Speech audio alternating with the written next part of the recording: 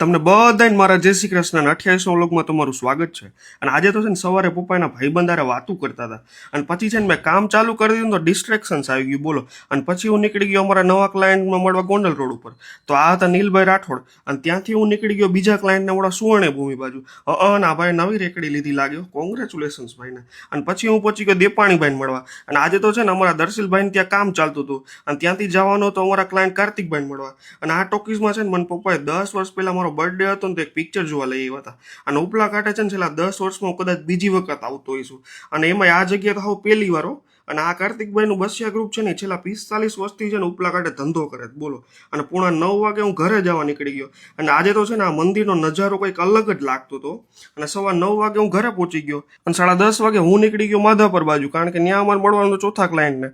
અને ઠંડી એટલી હતી ને ઘડીક વાર તો આંગળી હોત નહોતી વળતી બોલો। અને આ જો રાત્રે ઓફિસ જેવું કેવી લાગે, આવું હોસ્પિટલ જેવું જ કંઈક લાગતું હતું।